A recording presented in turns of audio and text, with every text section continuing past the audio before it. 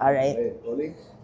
Alright, eto na mga kapatid, all hands on deck for Project Loki, Dylan. Hello, Now Miss we're MJ. counting Kamusta? down the days. Yes, malapit na po. February 21 Aha. till the airing of Project Loki. Alam mo, parang na-feel namin yung kabisihan mo sa aura mo today. Ay, galing ka bang taping? Galing ka vibe?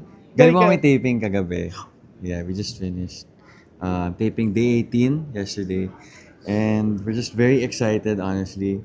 I mean, kanina pagkatapa ko pa ng stage, when I was looking at the song, sobrang, parang na-feel ko na, oh shoot, this is happening na talaga. So I got a bit emotional.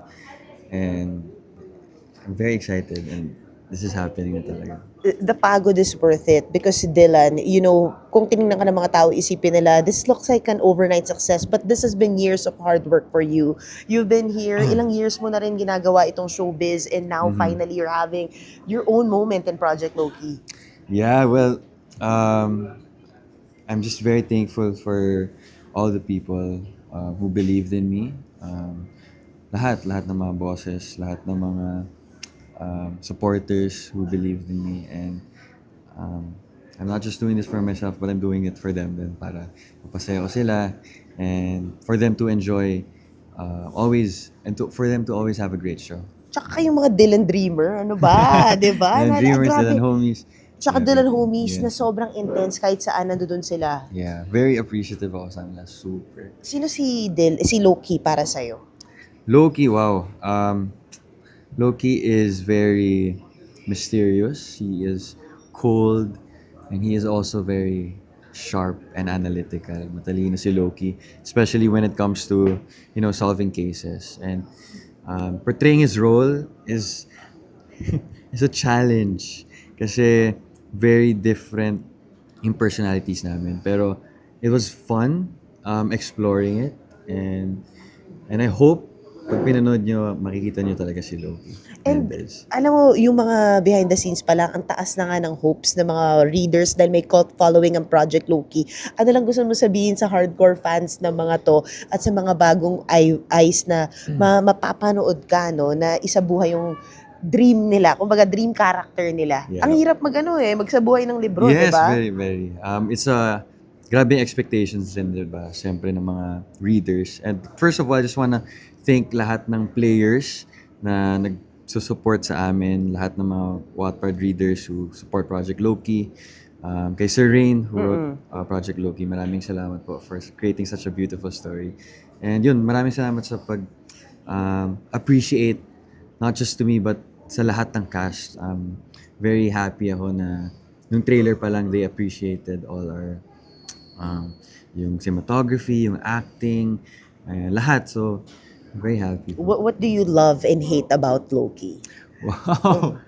Love and hate? I love how parang walang hate eh. Parang Walang I just hate. love how complex and challenging the character in this project has been, and walang hate. I'm just very appreciative of me trying to grow as an actor, as an artist. So yun yung I stand corrected, maybe hate is such a strong term, but ano yung misunderstood about Loki na tingin mong bibigyan mo hustisya pag napanood ka na namin?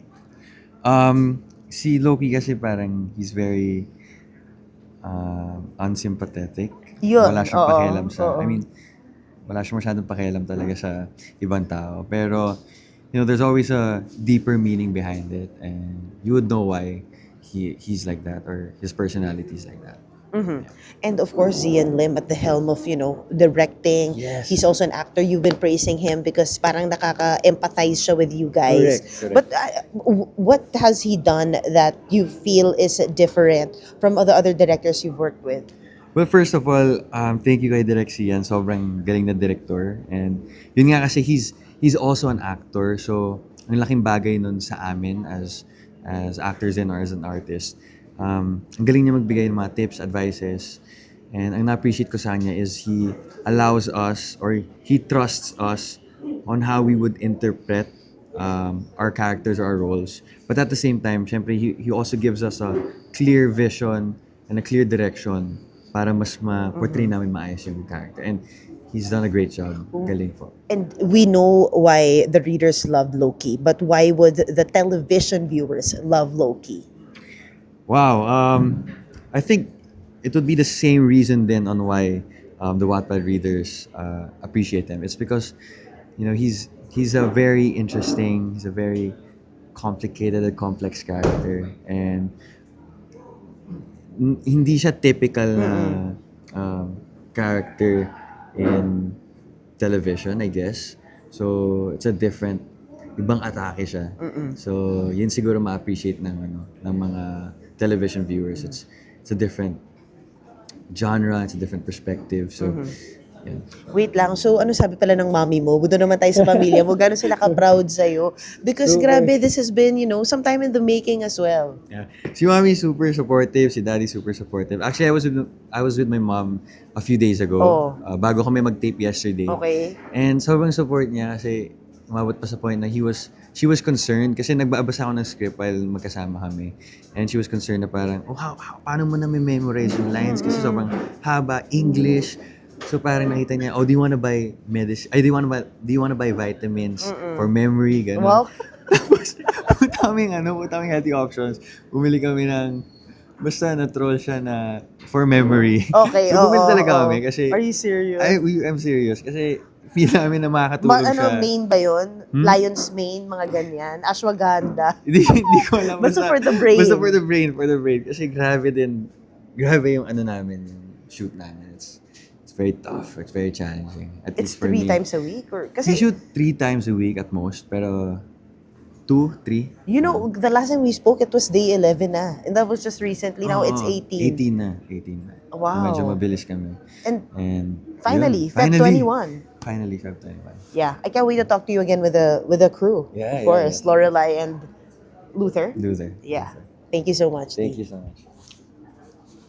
Picture tayo.